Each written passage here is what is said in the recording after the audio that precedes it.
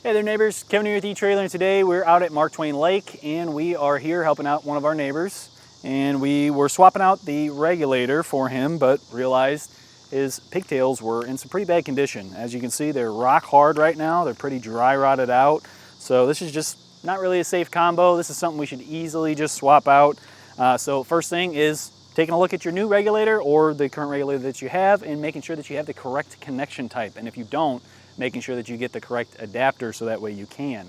Now with ours today, the male version right here with our pigtail, and then the other one's gonna be that type 1 that's gonna match right up to our gas tanks. So this is gonna be a pretty simple install here. We're just gonna be putting this right in because there's no sealant needed when you use this inverted flare fitting like this.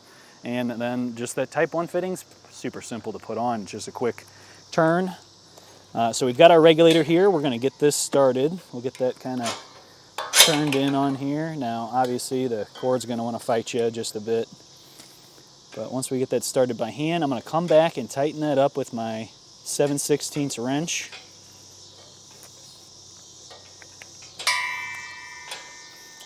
There we go.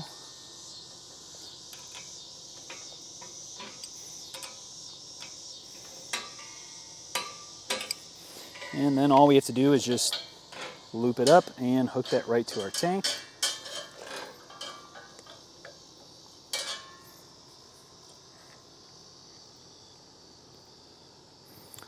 And we're good with that set already. All we have to do, swap over and we'll get our other one. And give this a good test. Now you can see my regulator's moving around a whole bunch. There used to be nuts here to stop this from moving so that way you could actually set the height on it. They've rusted away at this point, so unfortunately our regulator is going to be moving on us. This is a little reminder, maybe go and double check yours before you go and do some work on it, and you can pick up some of that hardware ahead of time so that way you can get it all fixed up all at once. But with that said, we're just going to push on our type 1 fitting, and you can kind of loop these up a little bit. I might even redo this one, just kind of the same as that.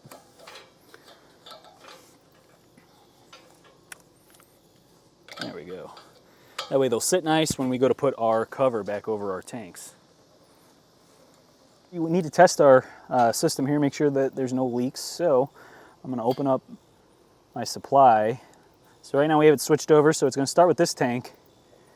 If I wanted to check what the reading was on the other tank, same thing, I could open that up. Since this is an auto changeover regulator, it's going to automatically swap between the tanks in the event that one does empty. Now I know this tank's more full than this one, so it's not really going to show me much of a difference on here. But to say if this one was actually empty, then we would start to see red here. Or when our supply switches or empties out here, this is going to turn red, and then this one will automatically come on. If you wanted to see it, you would need to come back over and swap that over. Now, with that on, let's go ahead. I'm going to spray every single one of my connections with a little bit of soapy water. And what we're looking for here is new bubbles forming. Obviously there's going to be some bubbles from us spraying, but we shouldn't see any new bubbles starting to pop out, which looks like we are pretty good. A couple more sprays just to be sure. And I am not seeing any leaks. So that's pretty much it when it comes to this kind of install. This is super easy, something you can easily do yourself. That being said though, if this is something where you just don't really feel too comfortable messing with your propane, you want somebody else to take care of it just to make sure that you're giving it that extra look, and you know that someone's taken the extra time to make sure you and your family are safe out on your camping trips, then please feel free to use our dealer locator, and you can enter in your zip code to find a shop near you and get it professionally installed. The only other thing I really wanted to kind of talk about was just at this point with this style of setup, if you were wanting to add in a T before the regulator, maybe you got an appliance that already has a built-in regulator, but you just need a spot to plug into, this is going to be the perfect spot for it. And that's why we went with these longer hoses today, which have that 20-inch length, so that way you got a little bit more room. You can kind of work that down, get it hooked into a T, and then ran back up to the regulator, so that way you have all the room you need to actually get into everything. Whereas with our old ones, these are only maybe a foot long, and there really isn't enough room for me to kind of pull that down, hook it to something else, and then have it come back up and connect up to our regulator. So adding a little bit of length might seem like maybe that's not really needed or necessary, but if you are wanting to add things on in the future, that is going to be one of the better ways to do so.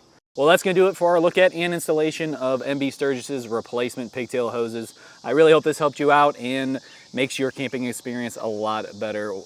My name's Kevin. If you still have some questions or need some help figuring out exactly what propane accessories, adapters, tees, or any other kind of things that you're going to need, please feel free to reach out to us via our Ask the Experts link, a comment on this video, or a phone call to our customer service department, and we'd be happy to help you out on your journey.